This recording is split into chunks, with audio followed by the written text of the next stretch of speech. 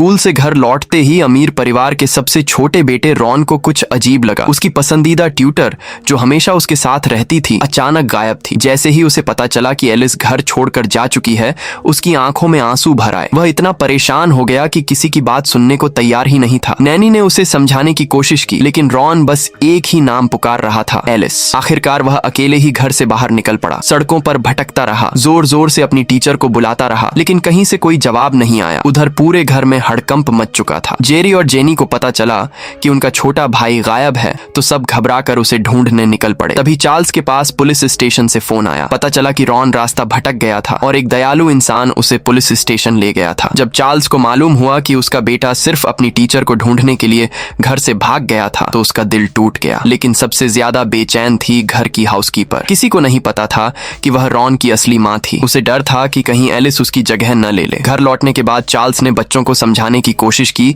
कि एलिस ने अपनी मर्जी से नौकरी छोड़ी है, लेकिन इस बार बच्चों ने उसकी एक बात भी नहीं मानी। उन्हें यकीन था कि एलिस इतनी गैर जिम्मेदार नहीं हो सकती। रॉन रोते हुए बोला, मुझे किसी और की जरूरत नहीं है, मुझे सिर्फ एलिस चाहिए। यहाँ तक कि जेरी भी अपने पिता से नाराज हो गया। बच्चों का दर्द देखकर पहली बार चार्ल्स को लगा कि शायद उससे बहुत बड़ी गलती हो गई है, लेकिन असली मुसीबत अभी बाकी थी। उस रात अचानक रॉन को तेज बुखार हो गया। हाउसकीपर घबराकर चार्ल्स को बुलाने दौड़ी। डॉक्टर ने इलाज किया और राहत की बात यह थी कि हालत ज्यादा गंभीर नहीं थी। रात गहरी हो चुकी थी। तभी रॉन की आंख खुली। कमजोर आवाज में उसने अपने पिता से कहा, डैड, मुझे एलिस की बहुत याद आ रही है। मेरी सबसे बड़ी विश है कि वो हमेशा मेरे पास रहे। बेटे की हालत देखकर चार्ल्स का दिल पिघल गया। उसने रॉन के सिर पर हाथ रखा और कहा, सो जाओ, जब सुबह उठोगे तुम्हारी टीचर यहीं होगी। लेकिन क्या वह सच में अपना वादा निभा पाएगा? चार्ल्स तुरंत कार लेकर निकल पड़ा। उसने एलिस को फोन किया, लेकिन कॉल किसी और ने उठाई। पता चला कि एलिस एक छोटे से रेस्टोरेंट में बर्तन धोने का काम कर रही थी ताकि अपना गुजारा कर सके। ये देखकर चार्ल्स को अंदर से झटका लगा। वह सीधे उसके पास पहुंचा